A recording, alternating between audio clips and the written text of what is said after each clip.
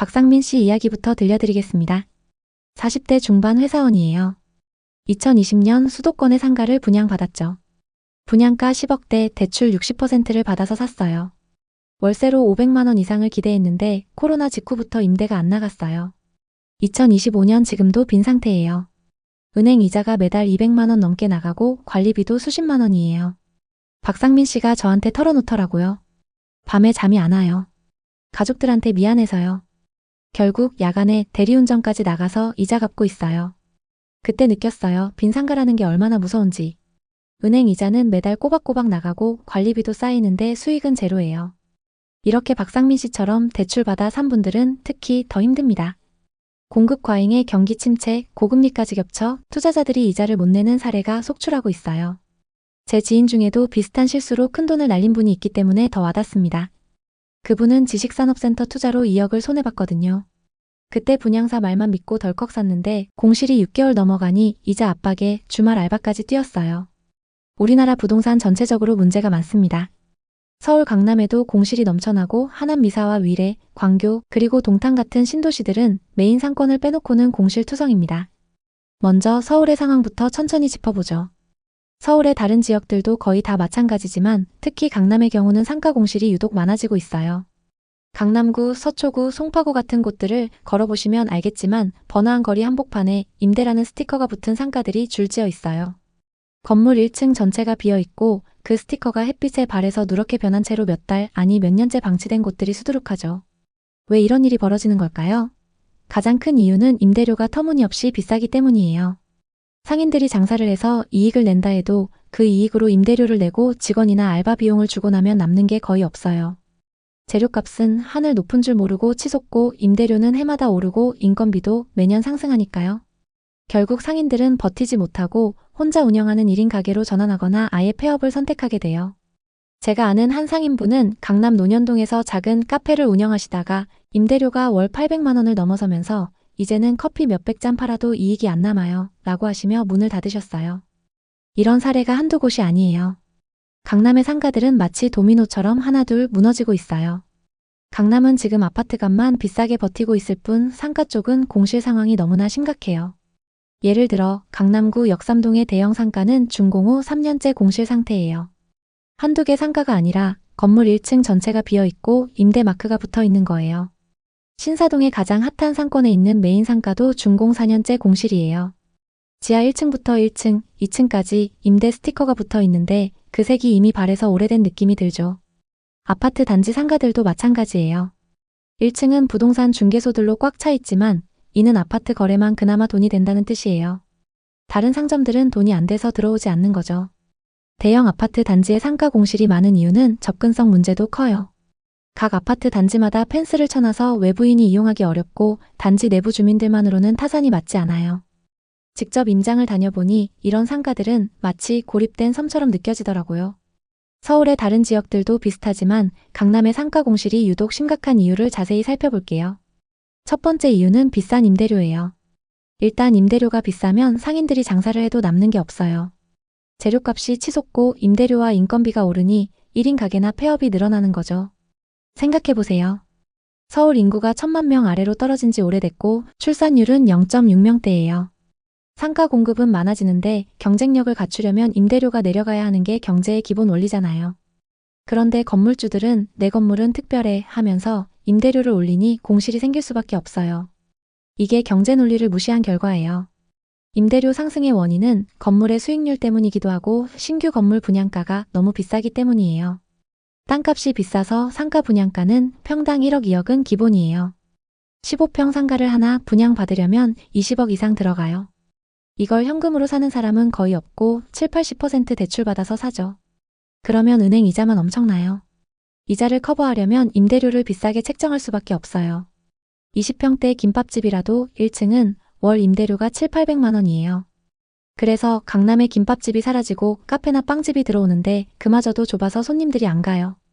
이게 악순환의 고리예요. 전체 상가의 영업 패러다임이 바뀌고 있어요. 김민준 씨도 2018년쯤 부동산 투자에 처음 뛰어들었어요. 주변에서 강남 상가를 사면 평생 먹고 산다는 소리가 들려오니까 탐욕에 눈이 멀었죠. 본인 돈 5억에 대출 10억을 끌어 강남 역삼동에 20평 상가를 샀어요. 분양가는 15억이었어요. 위치가 핫플레이스라 대박이라고 생각했어요. 이자만 매달 300만 원 이상 나가는데 임대료로 커버될 거라 믿었어요. 처음엔 카페 임차인이 들어와 월세 500만 원을 받았어요. 그런데 코로나가 터지면서 유동 인구가 뚝 떨어졌어요. 임차인이 임대료를 밀리다 결국 나가버렸어요. 2년 공실 동안 이자만 거의 1억, 관리비와 세금을 합쳐 엄청난 손실이 났죠.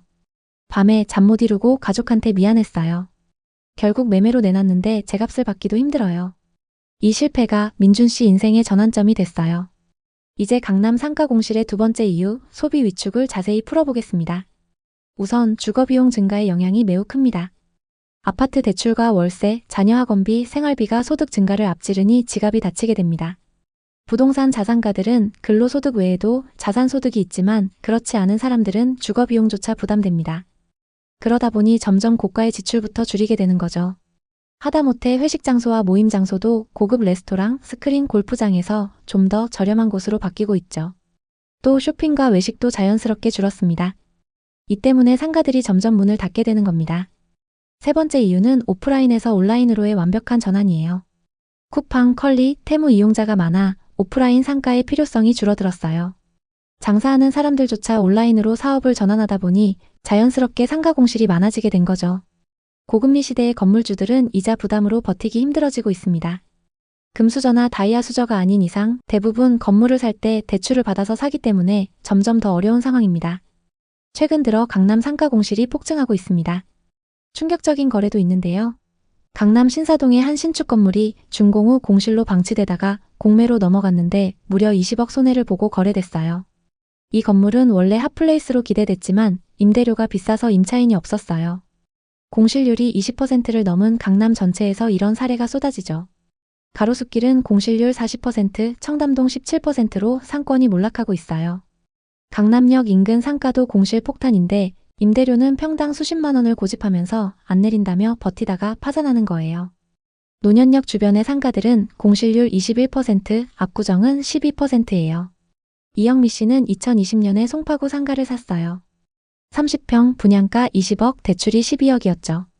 당시에는 그 정도 대출은 쉽게 받을 수 있었어요. 그리고 그마저도 서로 사려고 했죠. 처음엔 카페가 들어와 월세 800만 원을 받았어요. 그런데 금리 인상으로 매출이 반토막 나면서 임차인이 버티기 어려워졌죠. 그 이후 공실로 유지된 지 2년 반. 이자만 1억 5천만 원 날렸어요. 주변 상가들도 비슷해서 서로 렌트프리를 주면서 경쟁은 더 치열해졌죠. 결국 손해를 보면서 팔기로 결심했지만 요즘 상가의 거래가 뜸하다 보니 문의조차 없는 상황입니다. 앞으로 상업시설의 전망을 해보자면 일단은 미래가 어둡습니다. 이런 상황이 지속되면 상가는 영원히 빈 공간이 될 수 있어요. 인구 감소와 오프라인의 온라인화로 오프라인 상가의 필요성이 사라지고 있죠. 서울에서 가장 좋다는 강남도 공실률이 20-30%입니다. 아무리 부동산 규제를 풀어도 임대료가 낮아지지 않으면 안 됩니다. 상업용 부동산은 자칫 잘못하다간 1990년대 일본처럼 될 수 있습니다. 버블 붕괴 때 상가 공실이 폭증했고 가격이 폭락했던 것처럼요. 어떤 투자도 마찬가지겠지만 부동산 투자는 항상 끝물에 산 사람들이 피해를 보게 되어 있습니다. 지난 상승장에서 가장 나중에 오른 부동산이 상업용 부동산이었죠. 그만큼 끝물에 투자한 사람들이 많고 그래서 상업용 부동산이 더욱 어려운 상황입니다. 상업용 부동산은 상권 조사가 우선되어야 합니다. 그리고 임대료가 적정 수준인지 주변 공실의 임대료와 위치를 충분히 비교해 봐야 하죠. 만약 매매를 한다면 대출 비율은 최대한 낮추고 이자를 감당할 수 있는 선에서 접근해야 합니다.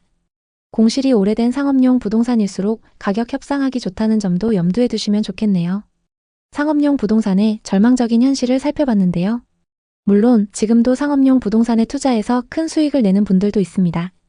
오프라인의 장점을 잘 살리면서 자신의 사업을 확장하는 분들이 그런 케이스죠. 위험성이 많은 상업용 부동산. 하지만 만약 여러분의 사업이 오프라인의 장점을 살릴 수 있고 수익률을 더 높여서 건물이나 상가의 가치를 높일 수 있다면 상업용 부동산을 적극적으로 고려해 보시는 것도 좋습니다. 혹시 이와 비슷한 부동산 고민을 하고 계신가요? 여러분의 이야기가 있다면 자유롭게 공유해 주세요. 당신의 경험이 누군가에게 큰 힘이 될 수 있습니다. 오늘의 이야기에 공감하셨다면 구독과 좋아요를 눌러주세요. 오늘도 시청해 주셔서 감사합니다. 다음 편엔 더 좋은 내용으로 찾아뵙겠습니다.